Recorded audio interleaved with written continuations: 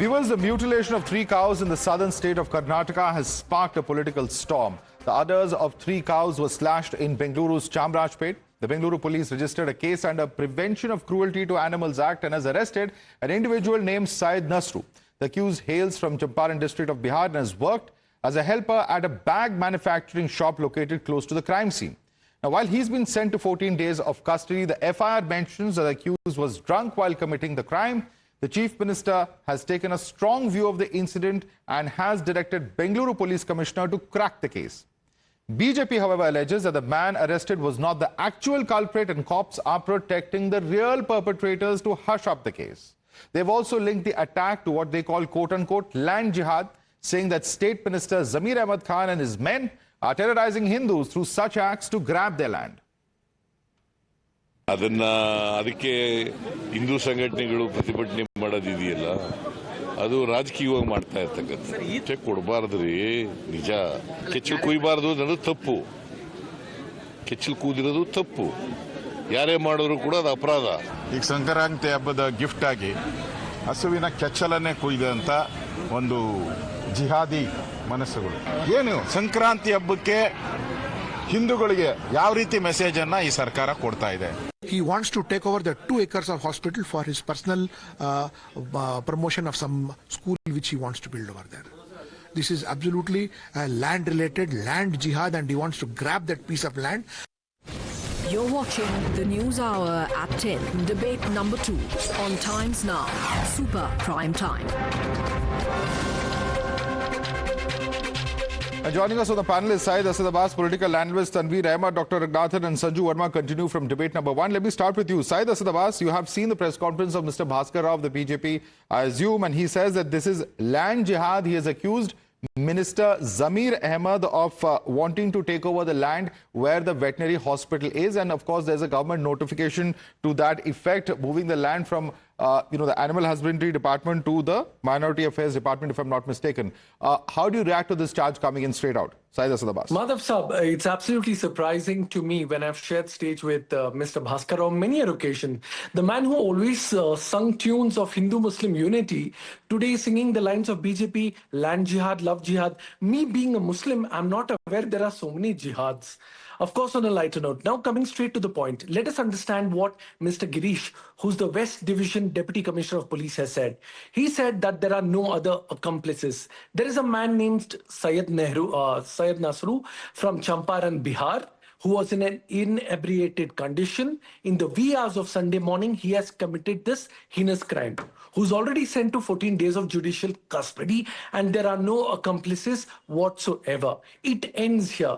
The fact of the matter, R. Ashoka, BJP leader, comes out and said, oh, this is a jihadi mindset. Why? Why is it that BJP people get so excited and want to make it They are saying that the real culprits are being protected, that this person is not the actual culprit.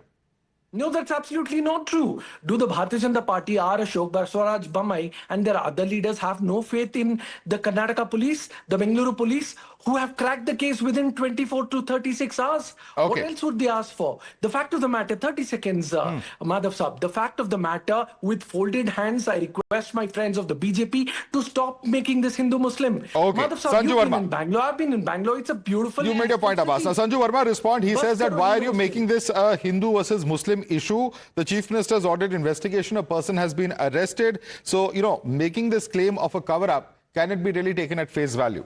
Sanju Verma. Madhav, let me place some hard facts. Immediately after becoming the Chief Minister in May 2023, one of the first steps that Siddaramaiah took, which the Congress dispensation took, it was to repeal the Anti-Cow Slaughter Act. Remember that in Karnataka, the Anti-Cow Slaughter Act has been in existence in 1964. And there was a provision that cows that are terminally ill and are more than 12 years old, under specific circumstances, they can be slaughtered. But the BJP government in 2021 said that even cows above 12 years of age, even if they are terminally ill, they cannot be slaughtered because that is inhuman. So the BJP actually brought a humane touch to the old Cow Slaughter Act of 1964. Now what happened? Siddaramaiah, he becomes Chief Minister in May 2023. In July 2023, barely within 2 months, He repeals the Anti-Cow Slaughter Act. And Siddaramaia's Animal Husbandry Minister, K. Venkatesh, he has given out a statement, I'm reading ad verbatim. What is the big deal? If buffaloes can be slaughtered, why not cows? Why should we maintain cows which are over 12 years old? The BJP is trying to communalize this issue. I say, let every cow above age of 12 be slaughtered. This is K. Venkatesh, the Animal Husbandry Minister of the Siddaramaiah dispensation, openly calling for the butchering of cows. So anyone who's sitting here and supporting Siddaramaiah is living in lava land. That's an important point. I want Tanveer to respond to that. Tanveer, that is a position taken by the Animal Husbandry Minister, as Sanju Verma is quoting. But let me also add to that. In the state government had on 26th of February, I believe, issued a notification stating that 2 acres of land on which the veterinary hospital is located would be transferred to the Minorities Welfare Department, and there would be a residential school, etc. that come in. But now we know that the High Court has actually stayed that land transfer. So there are very serious questions about whether the proper practice, the proper procedures have been followed. Of course, there is a political motive is what the BJP is alleging here. Tanveer.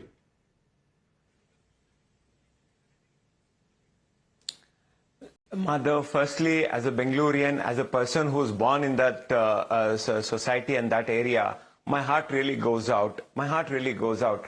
And today, see, I have learned politics from a great politician called Devegowda. Devegowda used to say, for the heck of opposing, if we oppose, we lose loyalty and royalty. So this is what Mr. R. Ashok is doing today. And he's calling it names. The veterinary hospital, school, and the mutilating of cows is two different issues. And I don't know why we are looking this in a single frame. Mr. Zamir Ahmad Khan, I can just tell you whatever it is, he's the most secular leader. He's a man who stands for humanity. He's a man who has always stood for what is right. That's the reason he has been elected for 5 times. More than Muslims, Hindus really support him. More than Muslims, Hindus who vote for him. And this is totally uncalled for. If at all you want to politicize, please politicize issues, but not on the basis of communal, that too in my city of Bangalore. Tanveer, isn't it a fact that the owner of this particular cow... One second, Tanveer, just one second, let me come in here. Isn't it a fact the owner of this cow, Mr. Karma, says that the cows were used in a protest against the land transfer, and therefore he believes that they have been targeted in this manner? So it is the owner of that particular cow who's saying this. I really heard what Mr. Karna said. I have heard what Mr. Karna said. I also heard what his sister Amuda said. What his sister Amuda said. See, actually, as a person, you know, I also have cows in my village. So I would also want a veterinary hospital to be there. But it's two different issues. Let's really not club both of it. Okay, Dr. Raghunath, two different issues are being clubbed together, which is not correct, says Tanveer Ahmed. Please respond to him.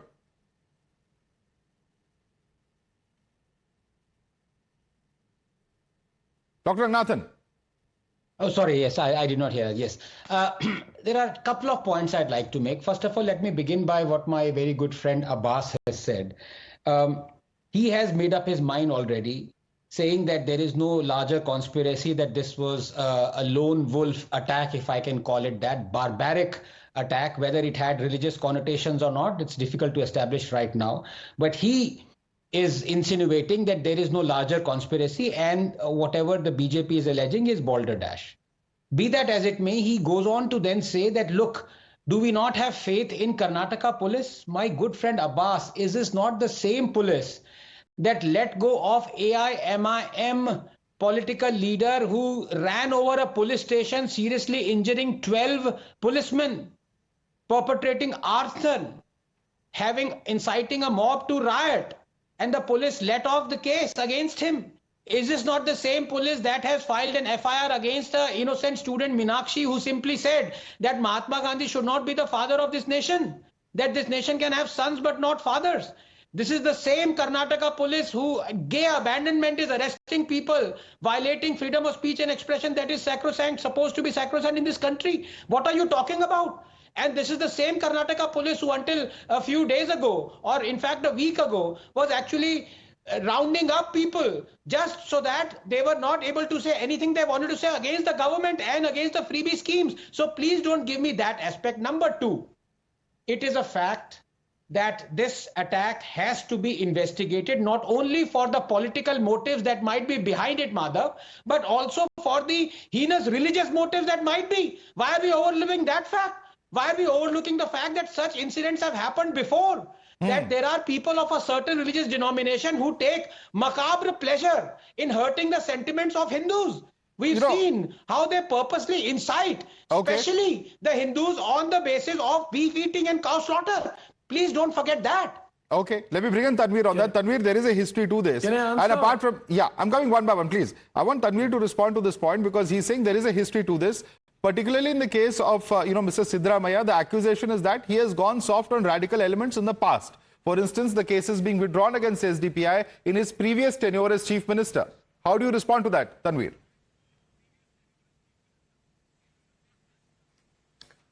Madhav, Mr. Ranganathan, whatever he said, the two incidents, I think police had taken suitable action. And regarding Siddaramaiah, what has Siddaramaiah done? What favors are we talking about? Siddaramaiah has stood for what really rightfully belongs to this community. Muslim community is left off in education. Muslim community is poorest of poor. Their condition is worse than Dalits. He's trying to uplift the community, which is part of the society. Sir, how does withdrawing cases against SDPI, how are you justifying withdrawing cases against SDPI with developmental standards? Siddaramaiah is doing that. Why can really...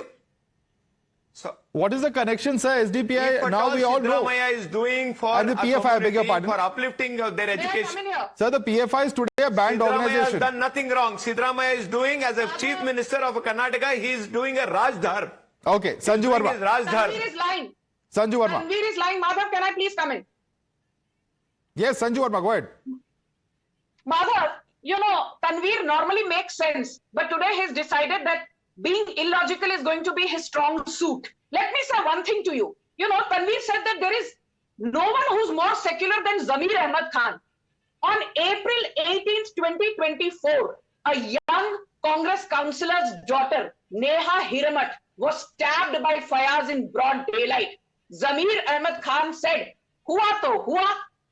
On February 20th, 2024, 175 cases against PFI rioters were withdrawn by the Siddaramaiah government. These pertain to the 2009 Shivamoga and Mysuru riots. After the PFI activists, so-called activists, were given a free run and cases were withdrawn, Zamir Ahmad Khan lauded the move, saying, PFI to a secular sanstha hai, it is an NGO. Then let me tell you, February 27th, 2024, this became a big controversy. I was on your show. Do you remember? There was a man called Nasir Hussain. He became an MLA. And on the floor of the Delhi Assembly, Pakistan Zindabad slogans were raised by Nasir Hussain. I'm almost out of time. But there are very, very serious charges that you've leveled, Sanju Verma. Quick answer from Tanveer. Quick response, Tanveer. We have just 10-15 seconds. 10 seconds. Madhav, 10 seconds. Madhav, 10 seconds. He's a Dharmadhikari. He's the one who has built most temples. He's the one who has contributed for mutts. He's the one who has contributed for the upliftment of Hindu society. He's the one who has built, who sends people to Ayyappa. He's the one who has... you please come. You please come. He didn't say anything about Neha Hiramat murder case. Okay, let's leave it there. Let's leave it there, ladies and gentlemen. In fact, there's a quick fact check that I've gotten from our team that, there are no signs of the promised repeal of the anti-conversion law and an act banning cattle slaughter. And there's a clarification that no order has been passed on the lifting of the hijab ban because since they assumed charge in Karnataka, the Congress-led government has kept away from dealing with these issues is what we have been told. Very, very controversial issues nevertheless. We'll have to leave it there. Sanju Verma, Dr. Anand Ranganathan, Tanveer Ahmed, Syed Asnabas, thanks so much for joining us this evening.